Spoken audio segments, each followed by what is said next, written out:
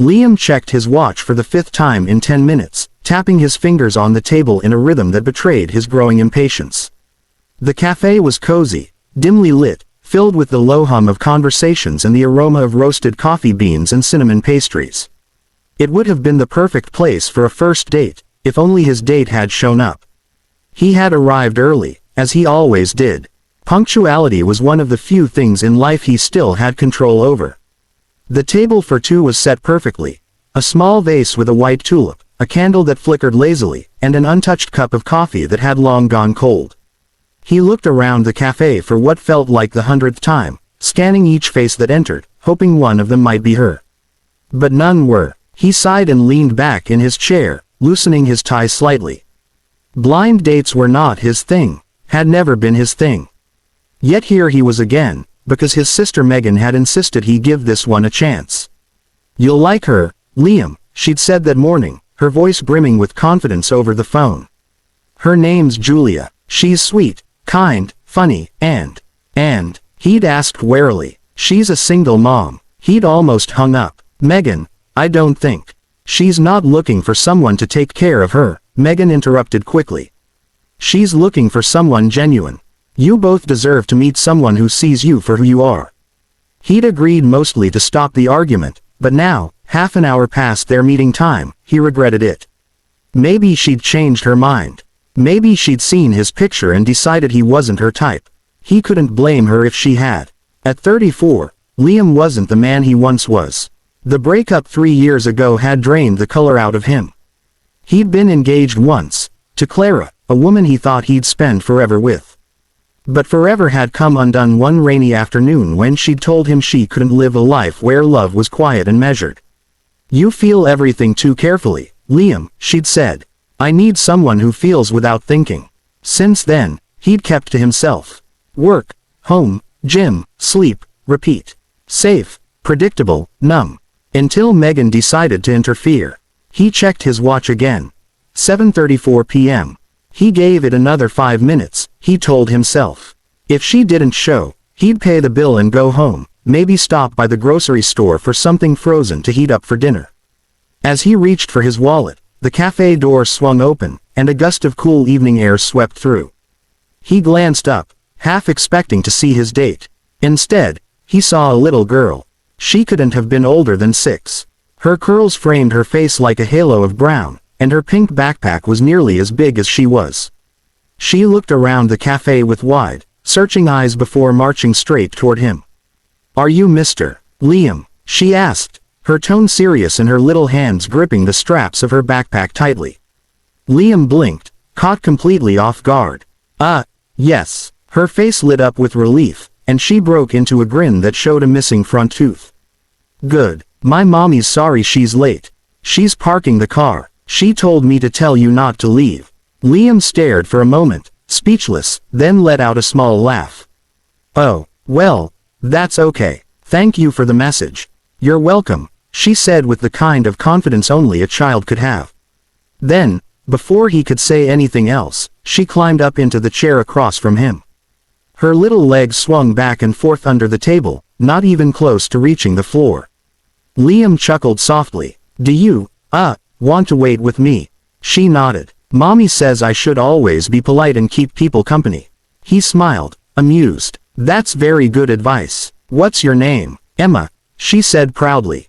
"What's your favorite ice cream?" Liam blinked, surprised by the sudden topic change. "Chocolate." "Yours." "Mint chip," she said without hesitation. "Mommy says it tastes like toothpaste, but I like it anyway." He laughed. "Toothpaste ice cream. That's brave." Before Emma could reply, the cafe door opened again. This time, a woman hurried in, hair slightly windblown, cheeks flushed from the cold, a hand clutching a set of car keys. Her eyes immediately found the little girl sitting across from Liam, and she exhaled in both relief and exasperation. "Emma," she said softly but firmly as she approached. "You can't just run off like that." "But Mommy," Emma protested, "you said not to let Mr. Liam leave." The woman stopped short, turning to face Liam for the first time. And in that moment, something inside him went still. She wasn't dressed to impress. No dramatic makeup, no expensive outfit, just a soft sweater, jeans, and a presence that felt warm. Her eyes, a deep shade of brown, met his with an apologetic look that made his chest tighten. "I am so sorry," she said breathlessly. "The traffic was terrible, and then Emma." He shook his head quickly.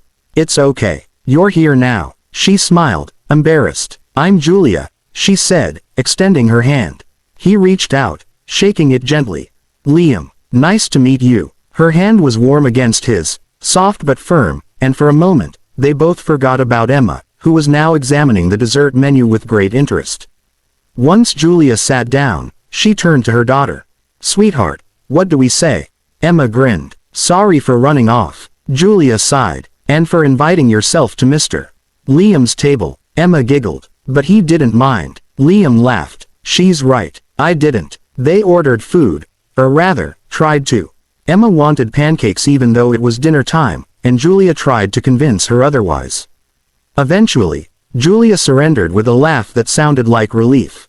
"I pick my battles," she said, smiling at Liam. "I get that," he replied. "Sometimes you just have to let the little things go." As the evening went on, the awkwardness faded. Julia had an easy laugh, the kind that made people want to keep talking just to hear it again. She told him about her job as a children's illustrator, how she worked from home, how deadlines made her crazy, and how Emma occasionally helped by coloring on her sketches. Liam found himself relaxing in her presence. He told her about his work as a software engineer, about his sister Megan's matchmaking habit, and even a little about his past relationship, though he kept the details brief. Julia didn't push, she just listened. There was something grounding about her. She didn't try to impress him. She didn't pretend to have everything figured out. She was real, and that, more than anything, drew him in. After dinner, Emma started placing stickers from her backpack all over the table. One somehow ended up on Liam's sleeve. Julia's eyes widened. "Emma, don't." "It's okay," Liam said, holding up his arm. "I think it suits me." Emma giggled. "It's a lucky bear. You can keep it." "Then I will," he said with a smile. Julia shook her head, laughing softly. "You're too nice. Most people would have run screaming by now." "Most people haven't met you too," he said before he could stop himself. She looked up, surprised, and for a heartbeat, the air between them shifted, warm, uncertain, promising. When the bill came, Julia reached for it, but he gently placed his hand over hers. "Please, let me." She hesitated. "Are you sure?" He nodded. "It's been a long time since I've had this much fun." Julia smiled, a small, shy curve of her lips. "You call this fun? You got ambushed by a 6-year-old. "Best ambush I've ever had," he replied. Outside, the night air was crisp and smelled faintly of rain. They walked together to her car, Emma skipping ahead, swinging her backpack. Julia walked beside Liam, their steps matching naturally. "Thank you," she said quietly. "For not making this weird. For being patient." "Thank you," he replied. "For showing up. And for trusting me enough to bring your little tornado along." She laughed softly. "She's a handful, but she's my heart." "I can see that," he said, glancing at Emma, who was now pretending to hop over invisible puddles. When they reached the car, Julia hesitated, then turned to him. "I'd like to do this again. If you'd want to." He didn't hesitate. "I would." Her smile deepened, soft and genuine. "Good. I'll text you." Emma waved from the back seat as they pulled away. "Bye, Mr. Liam. Don't lose the lucky bear." Liam waved back, smiling as the car disappeared around the corner. He stood there for a long moment, the cool night wrapping around him, before he finally turned and started walking home. For the first time in a long time, he wasn't thinking about what he'd lost. He was thinking about what, and who, he might be finding. The sticker still clung to his sleeve, a tiny bear with a golden smile, and somehow, it felt exactly right. That night, as he lay in bed, he caught himself smiling at the memory of Julia's laugh, at Emma's fearless energy, at the way the evening had turned from disappointment to something unexpectedly beautiful. He didn't know what would come next. But for the first time in years, he found himself wanting to know. And somewhere deep inside, beneath the quiet rhythm of his heartbeat, he felt it, the first spark of hope. The following weeks passed in a blur of gentle rhythms and growing warmth. What had started as an awkward blind date soon turned into something that felt like the most natural thing in the world. Liam found himself smiling at his phone more often, waiting for Julia's messages, sometimes short and teasing, sometimes long and thoughtful, often accompanied by a photo of Emma holding up a drawing or a plate of cookies that looked more like abstract art than dessert. He wasn't used to this feeling, not just happiness but lightness. It felt as though someone had quietly opened a window inside him, letting air and sunlight pour into places that had been shut for years. Their second date was simpler than the first. Julia invited him to the park on a Saturday morning. When he arrived, Emma was already there, running in circles chasing pigeons while Julia sat on a bench, sketchbook in her lap. She looked up when she saw him, her smile soft and genuine. "You came," she said. "I said I would," he replied, taking a seat beside her. "You'd be surprised how many people say that and don't." "I'm not most people," he said quietly. She looked at him for a long moment before nodding. "I know." They spent the morning talking while Emma climbed the jungle gym, stopping every few minutes to call for them to look at her newest achievement. Julia told him about her work as a children's illustrator, the deadlines that drove her crazy, the editors who wanted more color, even when her pages looked like rainbows exploded on them, and the quiet satisfaction of seeing her drawings come to life in print. Liam told her about his job in software, his love for quiet places, his strange obsession with collecting vintage books. Somewhere between laughter and shared silences, they began to learn each other's worlds. By the third weekend, he was already part of their routine. Sometimes they had lunch together, sometimes they stayed home and watched movies with Emma curled up between them. There were moments when it felt so natural that he almost forgot they hadn't known each other just a month ago. But the deeper he fell, the more he feared it. He'd loved once before, deeply, honestly, and it had left scars he wasn't sure had healed. What if this ended the same way? What if Julia realized he wasn't enough? What if Emma got attached, only for him to leave and hurt them both? He didn't know how to be in a family, especially one that already existed before him.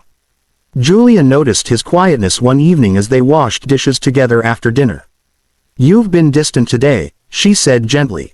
"Did something happen?" He dried his hands slowly, hesitating before answering. "I'm just thinking about us, you, Emma." Her brow furrowed slightly, but her tone stayed calm. "What about us? I don't want to hurt either of you," he said quietly. "You've built something beautiful, Julia. You and Emma. You're strong, you're happy. I don't ever want to be the reason that changes." Julia looked at him for a long time, her expression softening.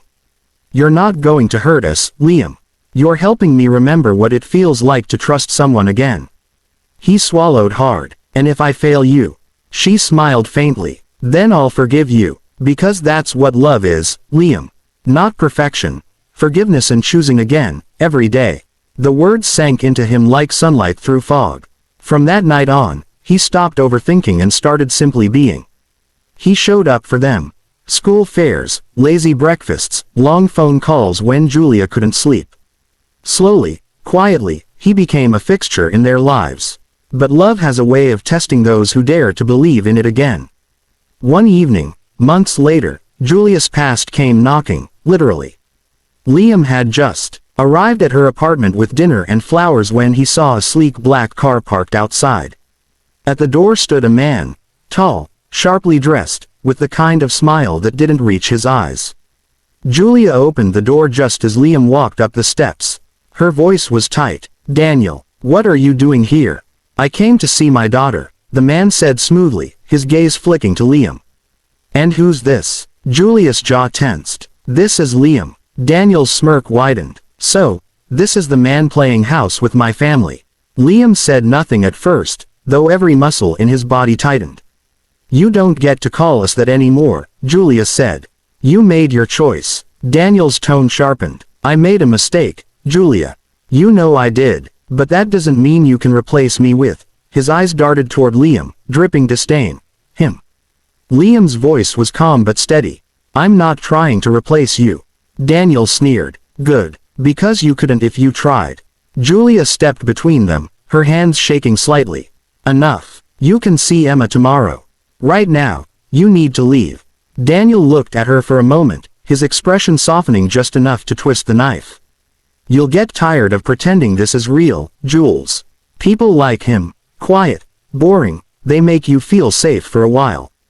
Until they don't." Julia's eyes glistened, but her voice didn't waver. "Good night, Daniel." When the door closed behind him, she leaned against it, her breath trembling. "I'm sorry you had to see that."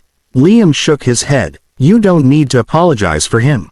She looked at him then, tears welling up. "He made me feel small for years, Liam.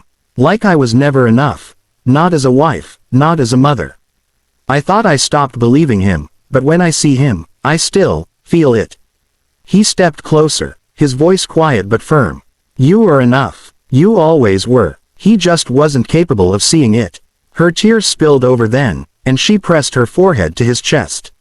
He held her, gently, not as a savior but as someone who understood what it meant to be broken and trying again. That night, as Emma slept down the hall, Julia kissed him, a kiss that tasted like both fear and hope. And when she whispered, "I don't want to lose this," he held her closer and whispered, "You won't." Time moved forward, quietly but steadily. Liam became a constant in their little world. He helped Emma with her school projects, built her a treehouse in Julia's backyard, and taught her how to make pancakes without burning them. Sometimes, on quiet Sunday mornings, he'd wake up to find Emma curled up between them, her little hand resting on his arm as though she'd decided, in her sleep, that he belonged there. Once, she called him, "Daddy Liam," without thinking, and Julia froze. But Liam just smiled, tucked her hair behind her ear, and said softly, "I like that." Julia cried later that night, not out of sadness but gratitude. They had found something rare. Not perfect, not easy, but real. Months later, spring painted the city with soft greens and golds. One Saturday afternoon, Liam asked Julia and Emma to meet him at the cafe where they'd first met. When Julia arrived, she laughed softly. "This place again. Some places deserve to be visited twice," he said, his tone light but his heart pounding. They sat at the same table. A white tulip stood in the vase, just like that first night. Emma climbed into her chair, babbling about her latest art project. Then she gasped, "Mommy, there's a box." Julia frowned slightly. "What box?" On the table sat a small velvet box beside the tulip. Julia looked at Liam, her breath catching. "What is this?" He got to his feet, his hands trembling slightly but his eyes steady. "Julia," he began softly, "the night I met you, I thought I was just killing time before going home alone again. I had no idea that the late arrival, and her little messenger, would change everything." Julia's eyes shimmered with tears. "You and Emma," he continued, "taught me what love actually looks like. Not the kind that demands perfection, but the kind that forgives, that stays, that laughs at chaos and still chooses to show up. You made me believe in forever again." He knelt then, opening the box to reveal a simple, elegant ring. "Julia, will you marry me?" Emma gasped so loudly that half the cafe turned to look. "Say yes, Mommy, say yes." Julia covered her mouth, laughing through her tears. "You really think you're ready for all this chaos?" He smiled. "I don't just want it, I need it." She nodded, tears spilling freely now. "Yes, yes, Liam, 1,000 times yes." The cafe erupted into applause as Emma threw her arms around both of them. And as Liam slipped the ring onto Julia's finger, he realized how far they'd all come, from strangers to family, from emptiness to belonging. Later that evening, as they walked home hand in hand, Emma skipping ahead, Julia leaned against him and whispered, "You know, I almost didn't go to that blind date." He smiled. "I almost left before you arrived." She laughed softly. "Then it's a good thing my daughter was braver than both of us." Liam looked ahead at Emma, her laughter echoing through the street, and felt a warmth spread through him. Sometimes love doesn't arrive when you're ready.